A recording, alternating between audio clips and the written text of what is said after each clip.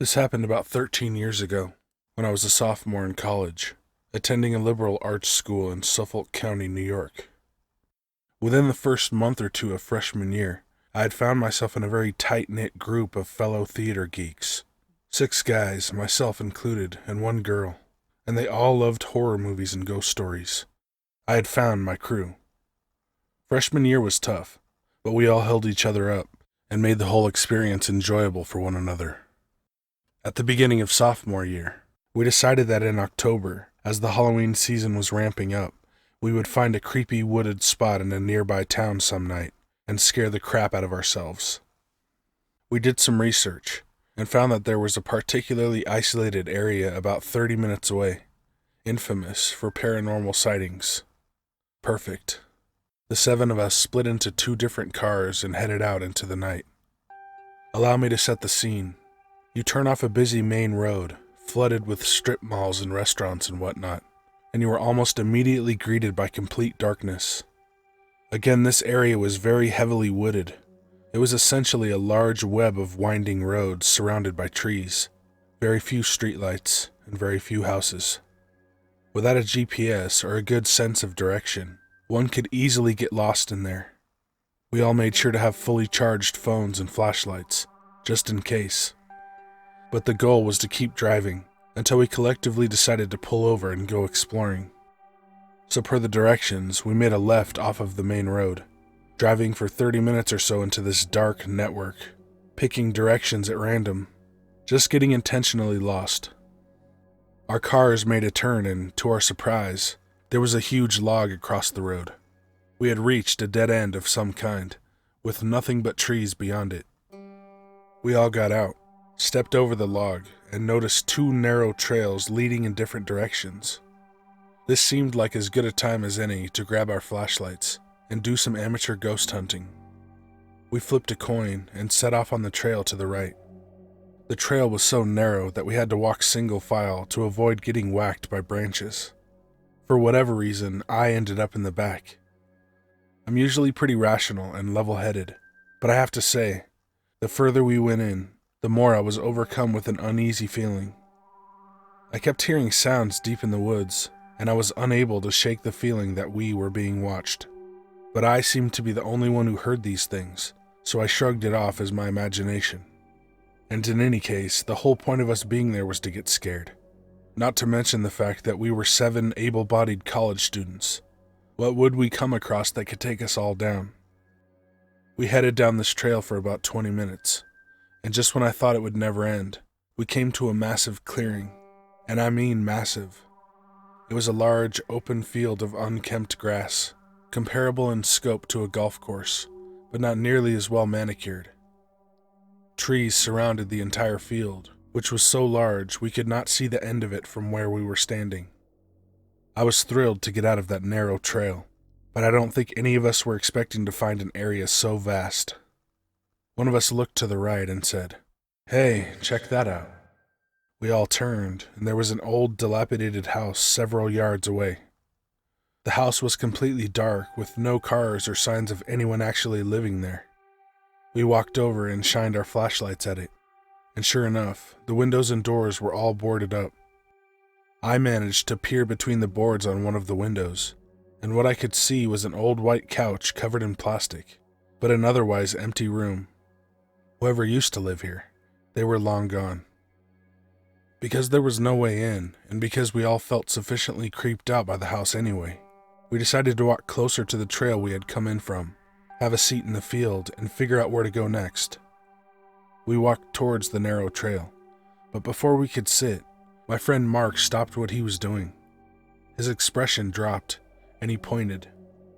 We all turned, and on a very far side of the field, directly across from where we had come in, we could see someone tall, lanky, and pale dancing among the trees. And by dancing, I mean it was skipping around, grabbing a tree, swinging around it, and then doing the same to another tree. Basically a do-si-do. The moon was so bright and the woods so dark, it actually took a second for us to really understand what we were looking at. Jay, the 6'4" skeptic of the group, wasn't seeing it. I leaned into him, pointed in that direction, and said, Jay, look where I'm pointing. Don't you see that? He squinted a bit, and the second he saw it, he gasped with everything he had, clutched my arm, and whispered, "What the hell is that?"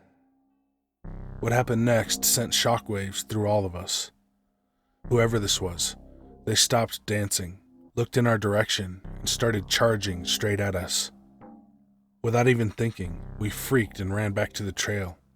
Yet again, Jay was the only one who didn't see what was happening. He shouted after us, "Guys, what is it? Where are you going?" After about 15 seconds of running like hell, I heard Jay scream, "Holy shit!"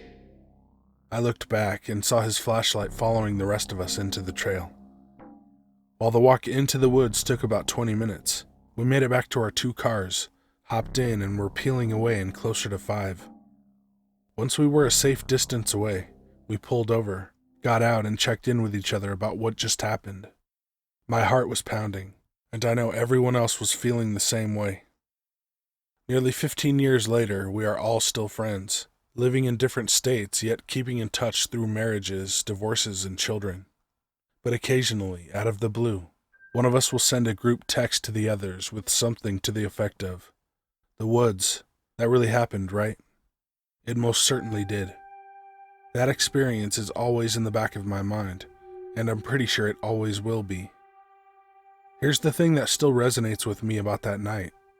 Whoever that was, they were dancing maniacally in the woods at 1 in the morning, and then ran directly at a group of young adults, not at all fazed by the fact that they were severely outnumbered. Did he know we were there from the second we parked? Was he the sound that I kept hearing when we walked the trail? Whatever the case may be, when he came at us that night, you can be sure none of us wanted to stick around and see what he was truly capable of.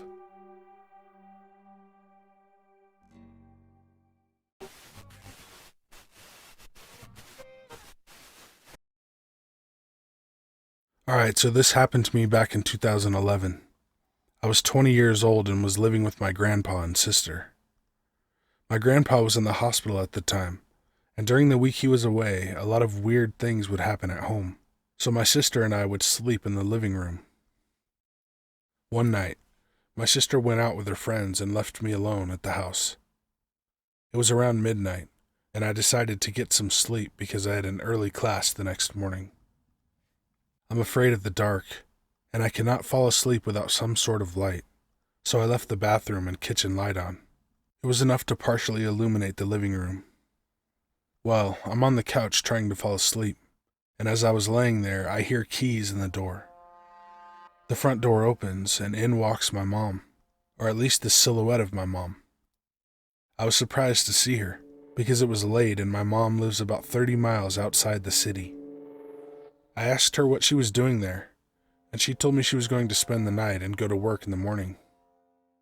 She sounded super irritated, and when I think about it, I couldn't see her face, only the outline of her body and her curly hair. Without my glasses or contacts, my vision sucks pretty bad, and it was somewhat dark in the living room. Anyway, she tells me she's going to shower, and walks down the hall and closes the bathroom door. I'm thinking, okay, random, but whatever.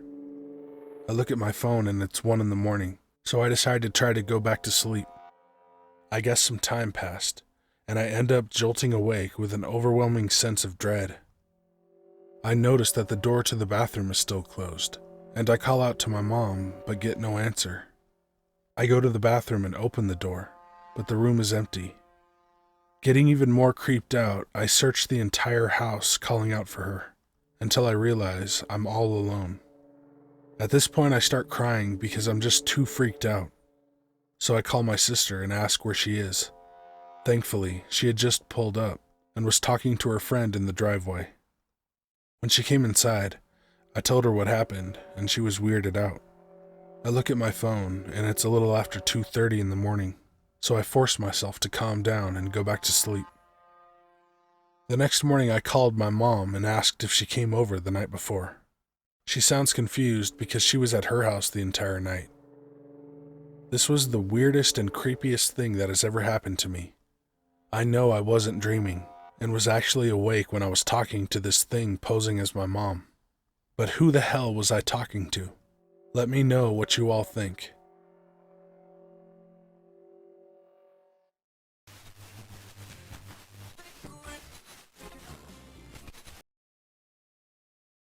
I worked the night shift at a gas station, and it was in a neighborhood.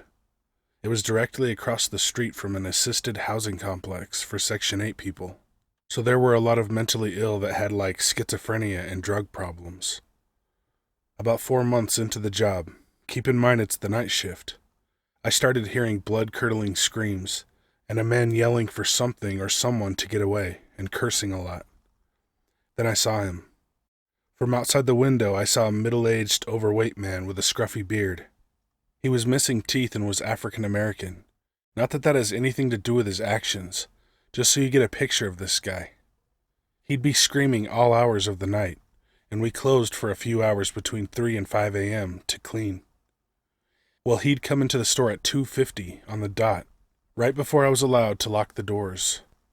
He would mumble to himself and say things like, No, we don't need that. and Well, we don't have enough money. I just thought he was nuts. He would also ask how much everything is, even though he was standing right next to the price tags of shit, and it was super annoying. This kind of stuff continued for 6 months straight. A lot of times during this happening, there would be others that came in at the same time as him to get alcohol and stuff, and they lived in the housing complex as well. And I guess they knew the screaming guy, because he was a hot topic in the apartments. Anyway, one night the screaming guy leaves, and a different guy that's in the store comes up to me and tells me not to let him in the store anymore because he's got bad juju. I was like, well, what the hell? I'm a pretty level-headed guy and skeptical, but what this guy told me really creeped me out. He said he's positive the screaming guy lives alone in his apartment, and he was invited into his place once, because I guess he was less crazy at one point and then got worse. So this dude tells me that when he was in the crazy guy's apartment, he would feel like someone would pop out at any moment, and that he felt like he was being watched, and it overall just felt like a negative place to be. So it gets later, and the normal dude decides to leave, and when he left the crazy guy's place, he looked in his apartment window from the outside, and he saw multiple human-shaped shadows walking past the shades of the window. He said he went back one more time to hang out, but never did again when the crazy guy started saying that they are stealing his thoughts and memories. So I hear this story and I'm like, wow, that's crazy. And the normal guy just says he's not trying to freak me out, but that it's just better to keep my distance because trouble follows him. So one day the crazy guy comes back at night, same time as always, and I tell him he's not allowed in the store anymore. He begins to just walk around the store and ask how much everything is. I'm like begging him to leave at this point, and he gets mad at me and says he's not going to leave until he can buy a bag of Cheetos. So I sell them to him, and it's about 3 minutes past 3, and he picks up the bag and says, They see you now. They don't like you.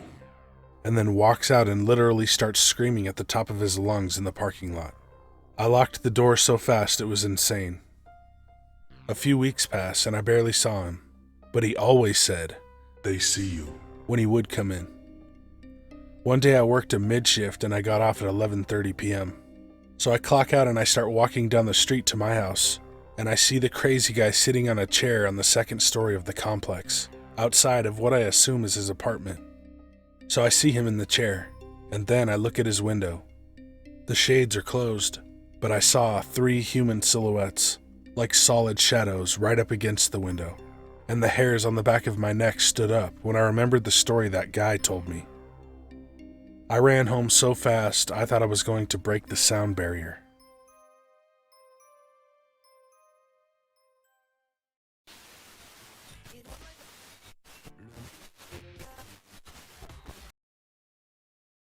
A few years ago when I was 16 or 17, I worked in a restaurant as a waitress. There were 2 locations, one in my town, which I'll call Restaurant A, and one in a town about 30 minutes away, Restaurant B. I should mention that Restaurant B is located in a rougher area, and many of my coworkers weren't from the best of backgrounds. Nonetheless, they were sweet people and I trusted them. I was trusted as a manager on Thursdays at Restaurant B, which usually meant I was the cashier, server, and manager, and the only other person would be a cook, which I'll call Dave. In the restaurant, there is a front glass door that customers use, and a back wood door with no window we use to take out trash and such. One day, it was super slow, and I was in the kitchen with Dave and another cook that was about to leave. We're standing around talking, with Dave right in front of the back door. The other cook was to the side of the door, and me about 5 feet away in front of Dave.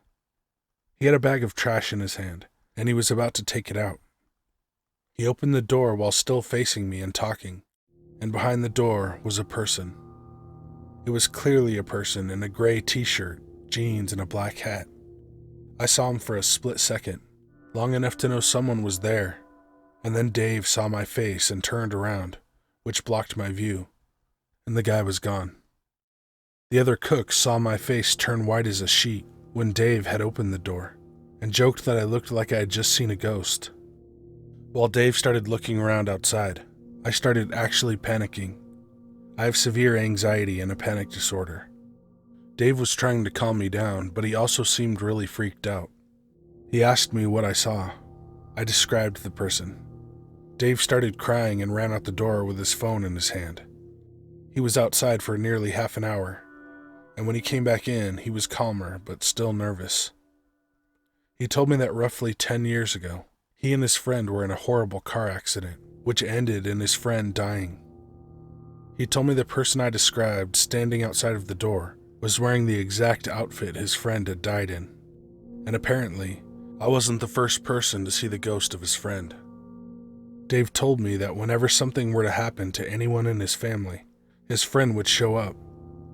For example, one time he saw the ghost of his friend, and literally a minute later, his phone rang, and he found out his father had just suffered a massive heart attack. And that's why he went outside. He was calling his family to make sure everyone was okay. Luckily, they were. But not even 2 days later, he found out his wife had miscarried. And if that wasn't weird enough, the same night I saw the ghost, something else weird happened that I believe was paranormal, but I also understand could have been paranoia. I was up front at the register, still shaken up, and a huge crow was hovering outside of the front door. It was so weird. It literally was just flying in place. It suddenly flew away, and then a really strange-looking man approached the door and opened it wide, but didn't enter. He had the creepiest smile on his face the entire time. Moments later, the crow was back, and it almost came in the restaurant, but another customer swatted it away. The man just turned around and left. Didn't order anything. Didn't say a word. I know it sounds unbelievable, but I'm just hoping someone reads this and understands that what I went through is real, because everyone I know doesn't believe in the paranormal and thinks I was just imagining things.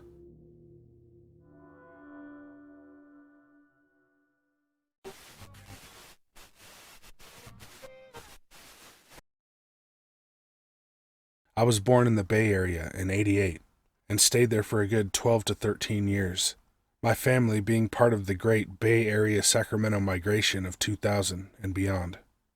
I haven't been to the Bay since. Our last house we lived in was in San Jose, a 2-story built in the 60s if I remember correctly. I have a huge Greek/Persian family, me being half and half, and we were all extremely close to one another. Growing up, my mother told me I had an imaginary friend. I was apparently too young to remember any of that. And now, after years of mind-altering consumptions, God forbid I remember what I had for dinner yesterday.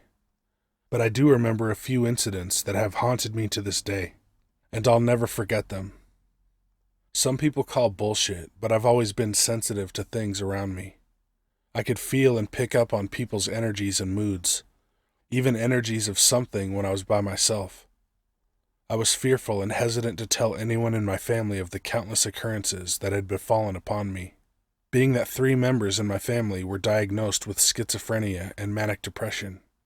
I obviously did not want to attract any kind of attention to be associated with that, but those occurrences are for another time and perhaps another place. So our plan was to move to San Jose for about a year while our house in Sacramento was being built. It was a great achievement for our family to finally have a new house of our own. But the house in San Jose, I can't remember the address or street name, but I do, however, remember the major cross street, became one of the scariest and most unnerving times in my life.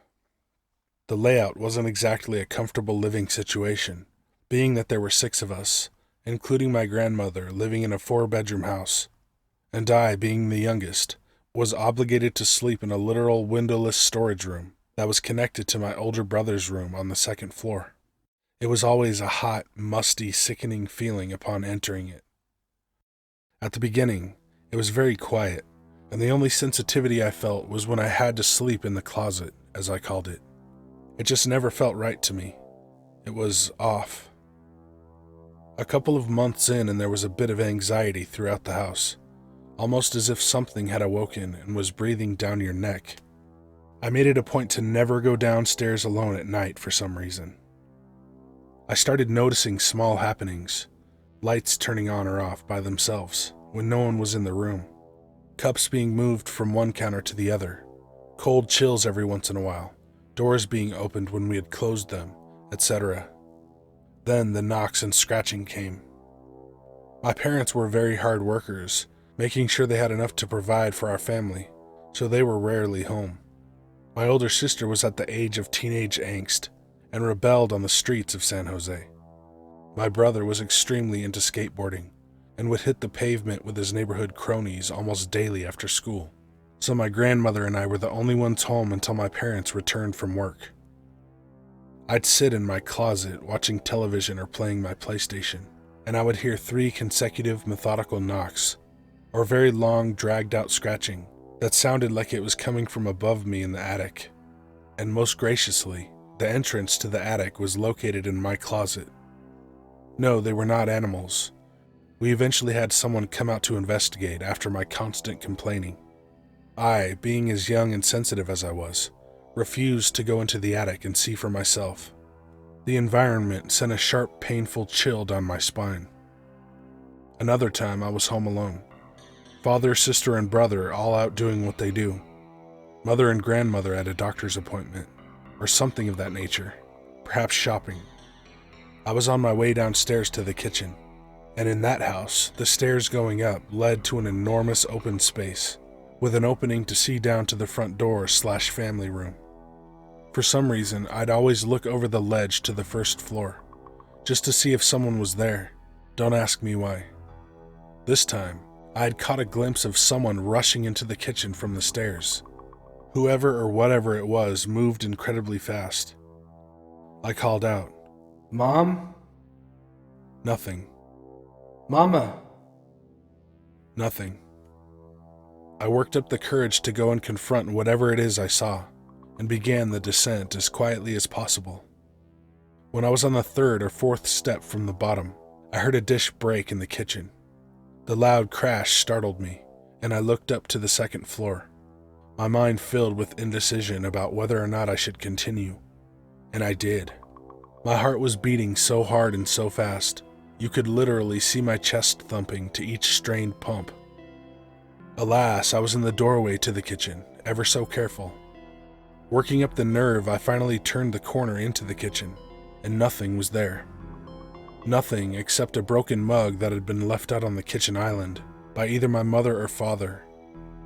I felt cold, almost as if a breeze had gone through me. I began to pick up the broken pieces of the mug when I heard a loud slam of a nearby door closing, and I booked it, ran as fast as I could up the stairs to the safety of my windowless closet. No one was home. So it was about a couple months before our big and final move to our house in Sacramento. My parents had gone up there to deal with necessary things involved in buying a house, and my grandmother was visiting family in Canada, so my sister was in charge of babysitting my brother and I. Lo and behold, she went out to her friend's party, spending the night, and left my brother and I home alone, thinking my brother was totally capable of taking care of me. An hour had gone by, and I remember being extremely tired after a long day of video games and adolescent fun. I turned in, lying down on my bed in the closet, and slowly drifting off to sleep. I had awoken an hour later to use the bathroom, and walked through my brother's room, who was sound asleep, softly snoring, and remember my closet was connected to his room. So I relieved myself and returned to my bed. My TV had been on, so I decided to turn it off, and thus I was now in a pitch black room, with no light, no windows, no way out. I had trouble sleeping when I was younger, so my method was to close my eyes and imagine the things I was going to do the next day. A few minutes went by, and then I felt the chill and anxiety and the uneasiness again, only this time it was extremely thick. I heard slow, long scratching again, coming from my ceiling where the attic was. Not again, I thought to myself. I pulled the blankets up to my nose, as if it were some magical blanket that would make me invisible. When the scratching stopped abruptly, I became even more scared, even more nervous, even more paranoid. I could hear my brother softly snoring in the next room, so I guess I took some comfort in that. And then, I hear a jiggle on my door handle, the sound of someone placing their hand on it. I looked toward the door. My door slowly opens, and the wider it becomes, the more moonlight I can see from my brother's windows. The door was completely open, and what I saw in the doorway, standing there, silent, was the silhouette of a very skinny, hunched woman. Completely still, completely quiet. And what I remember the most was her hair, sticking up at all ends and directions, completely and utterly crazy looking, like what you'd think a mental patient would look like after shock therapy. I began to whimper, fearing for my soul, saying the Lord's Prayer in my head over and over. It stood there silently for what seemed like an eternity, but it was probably 10 seconds. Because of the angles of the moonlight, I couldn't see any features, other than a very disturbing smile. I'll never forget that smile. I was about to scream for my brother, who was still snoring in the next room, when she put her nails on the door and proceeded to slowly drag them downwards, creating a noise worse than nails on a chalkboard. I had found the source of the scratching. I jumped up and screamed, "Leave me alone," but it was gone.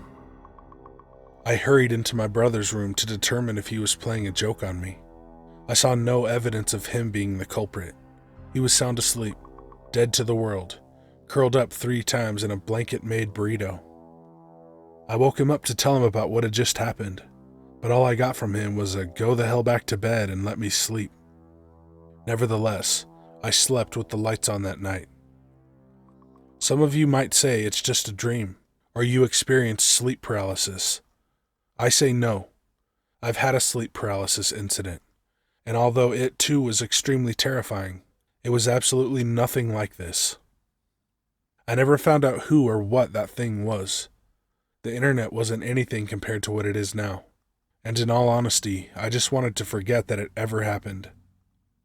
If I remembered the address, I would most definitely try to dig into it more now that I'm older. I have a better grasp on myself now, and the paranormal is a very interesting thing to me. I still get those feelings to this day. The older I've gotten, the more I understand it. But that memory will forever be branded into the mushy goo that is my brain. I'll forever be haunted by the memory of that woman, or thing.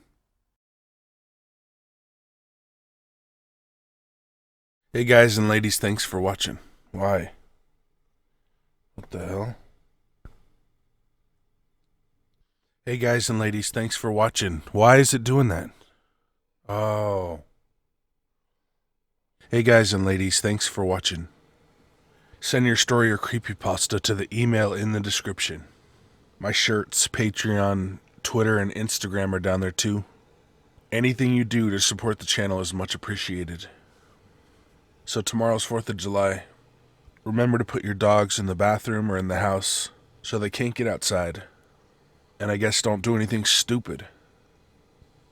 I guess that's it. So be good to animals, even people. See ya.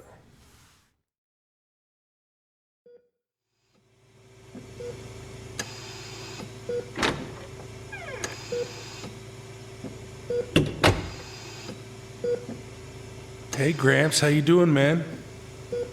Huh? Who's that? It's Corey. Huh? It's Corey. Oh, So how they treating you in here? what's that? How are they treating... Never mind. Hey, remember you used to talk about how you robbed a bank and that you hid the money? Yeah, Where is it? I buried it. Okay, you buried it. Where? Uh-oh. Defibrillator. Here we go. Okay, pushing random buttons, twisting knobs. Man, I'm glad you're okay. Huh? I'm glad you're okay. Who's that?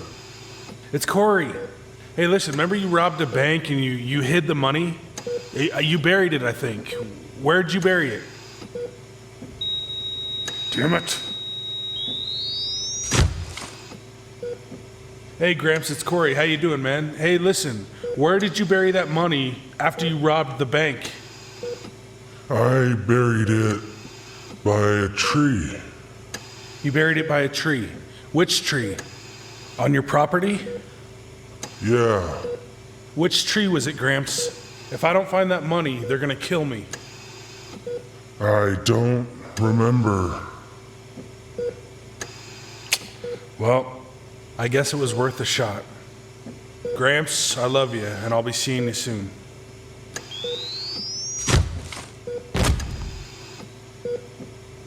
Oh, wait.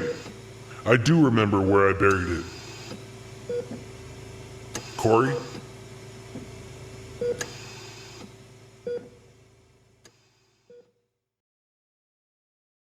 Ja, snälla, Bergsbus, Rish. Our cars made a turn, and to our surprise, there was a huge log. There was a huge log in the road. Someone took a massive shit. That experience. He would also ask how much everything is, even though he was standing right next to the price tags.